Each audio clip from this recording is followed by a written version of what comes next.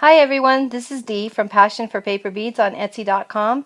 Today I will be demonstrating working with template B-1. This is a copy of the tutorial that you purchased from my shop that you printed out, and I'm going to take you through step by step and show you how to work with my template and my printable bead sheets. Inside your tutorial that you purchased, there is a bead sheet that you could print out, and it looks like this. And there's also a template that you can print out. And once you print it out and transfer your lines, your cardstock paper will look like this with all your cutting lines.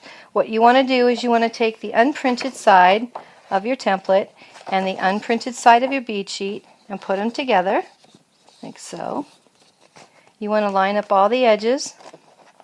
And then what I'm going to do is I'm going to lift the top printed portion, and I'm going to run a band of glue down the edge, and I like to go over it 2 times. And then you're just going to press it down. You pick the whole thing up and flip it around and do the other side. And what you're doing is you're basically just tacking the ends together to make it easier to cut your paper out. Now the 2 sheets are connected as one, but they're still open in the center. And then you're going to take it. Sometimes when you print it out, you might notice that last line skips a little bit, and that's not a problem. You can just take your ruler and match up the line, and I like to work with mechanical pencils because they have such a fine point, and they also don't bleed when you dip them in the glaze. And you can just draw that line back in. Okay? So what you're going to do, once you've hooked them together, is you're going to just go ahead and kind of curve the paper just a little bit. It helps keep those 2 layers tightly together. And you're just going to cut on your lines.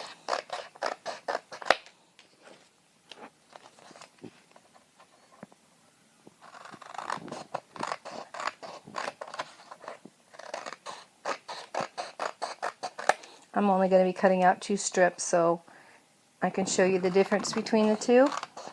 I think everybody knows how to follow these lines until you've cut them all out. Okay, so now what we have is we have strip A and we have strip B. This is the top end of A, this is the bottom end of A. The top end is wider, the bottom end is narrower. This is strip B, the top end again is wider, and the bottom end on this one comes down to a fine point. I'm going to show you, set those aside. I've gone ahead and cut out 1 entire bead sheet. And what I want you to do is I want you to find 2 of strip A that are as close to matching as you can, and 2 of strip B that are as close to matching as you can find. The next step is, move these out a little ways. I'm going to pick these up, and you can see, and it shows this in the tutorial, that it's open in the middle. You just want to grab the bottom and gently pull the top off. Okay? So you're just going to take that and detach it, and then you want to remove approximately 1 inch of the base paper. The reason why you do that is once you start rolling, if you didn't take an inch off, the bottom paper continues to get longer and longer and longer, and then when you get down to the end, it would actually be extending past the printed part, and you don't want that. So you take it off before you start. And we're going to do the same thing with the A-tips. And what I'm working at right now, these 2 matching sets are to make the 2 larger earring beads. Or if you wanted, you could make 6 of them. If you wanted to do a mixed set with all the 3 sizes. You also could roll the entire template in the large beads if you wanted to.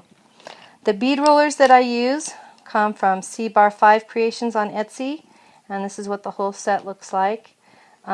I'm going to be using the orange roller today, and the reason that I really like these is, first of all, the handle's longer, so when you're holding it, the end is going to clear the palm of your hand so it won't keep rubbing and agitating right here. He does sell a set that has a shorter handle. They're a little less expensive, but they don't have the squishy grips or the longer handle, so I really like that. Really like the squishy grips, helps give you more control. The next thing you need to do is you need to pre-curl your paper. So you're just going to stick your bead roller underneath and pull it across 2 or 3 times.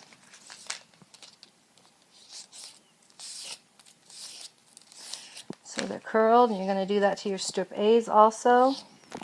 Remember, we're just working on making those two larger matching beads right now.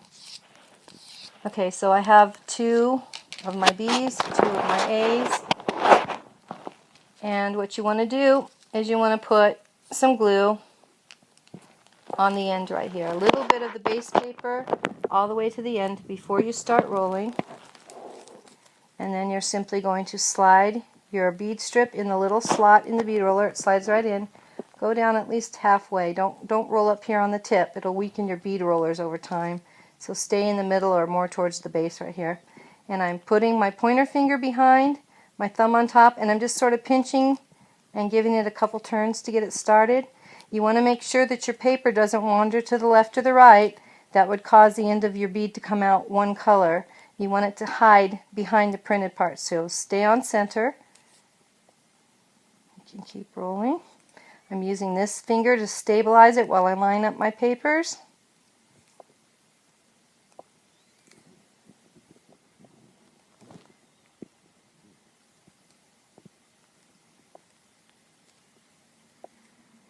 And then as you get to the back, you want to make sure, the paper snuck out a little there, make sure that that's behind there. Roll it down, put some more glue on the end, roll it down till about, maybe about 1/4 of an inch is sticking up right there. And at this point, it's going to stay on there. Take your B strip, put a little glue on the top and the bottom. Now you're just simply going to slide this strip in right behind. They match up in size. You're just going to slide it right in there. And you're going to hold it with your pointer finger till you get a couple turns in, because you don't want those papers to come undone. The glue's still pretty wet and it hasn't quite hooked in there yet. So you just use that finger to help stabilize your strip, and you just keep rolling, staying on center.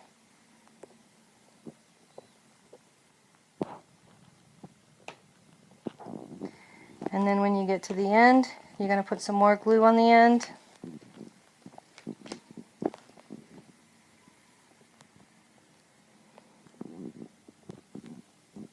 When you get to that end, you really, really want to make sure you have a nice finish, and you want it right in the center. Roll it down, hold it for a couple of seconds. Then once you have your bead finished, if you need to make adjustments to it, I like to do it while it's on the bead roller, because you've got that solid support of the metal inside, and it's much easier to give a good push and line up the papers. You can just kind of get your fingers in this position and just sort of pinch them. And you'll feel it start to smooth out so you don't have as many ridges. It just gives the bead a much nicer finish. And once you're happy with the bead and you're looking at it to see if the distance from here to here is the same as from here to here, the best you can. Now, when you were rolling, you were turning the bead roller away from yourself this way. To release the bead, you're going to hold 2 fingers behind, your thumb on top. You're going to hold on to it, and you're going to twist the bead roller towards you. You'll feel it let go of the paper. You might even hear a little popping sound sometimes, and then you just sort of wiggle the bead roller back and forth. So there's your bead. Now what you want to do is you want to set it down on a hard surface, and you want to push the ends down. That helps line up all the ends of the paper so that they're perfectly smooth. It gives you a really nice finished edge to your bead. So that would be the larger bead for making the earrings. That was easy. And now I'm going to show you the other 2 size beads that it'll make. Using bead strip A, what you're going to do this time is you're going to come in and you're going to cut at an angle the tip of the paper off. You're going to cut it like this, turn it around, you can kind of see how it's cut at an angle. Then you're going to go ahead and you're going to pull your paper gently and take an inch off. And with this one, it's already to a tip, so there's no angle cutting on the last one. Just pull it and take an inch off. And again, you're going to pre-curl your paper. And this time the beads we're going to use are only going to use 1 strip per bead. So we're going to start with the A strip. And again, you want to put your glue. I like to put it on before you start rolling. It helps soften the paper. I think it helps it stick better when you get to the end. Slide it in your bead roller, go down, pinch it, give it a few turns. Make sure your papers are lined up. Remember, you can always bring your pointer finger in right here and hold it. And I'm pulling pretty good. I roll with quite a bit of tension. Especially this paper that the bead sheet's printed on is 90-pound paper mounted on top of cardstock. I always love it when people say that they don't roll with cardstock because it's too thick and it's too hard to twirl the paper. But pre-curling it makes all the difference in the world. And you can really make some beads with some nice diameter equal to the bigger beads you would find, at the bead shop, instead of always making the little tiny beads. Okay, so we're down to the end. I put some more glue on. We're just going to put that down, make sure it's in the center, push down, hold it in place for a second, check it to make sure again that your distance from the edge of the top paper is to the end even on both ends. If it's not, then you can just get your fingers in there a little bit and you can just push a little bit until you say, okay, now it's nice and centered. Again, you're going to hold it, pinch it, and you're going to turn the bead roller towards your body until it lets go, and then you just wiggle it back and forth. And that is the medium barrel bead. You're going to push your ends down.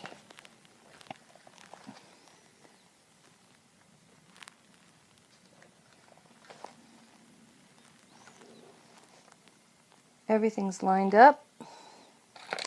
And then the last size is your B strip. Again, I want you to put glue on the bottom first. Go ahead and slide it in, pinch, turn your bead roller.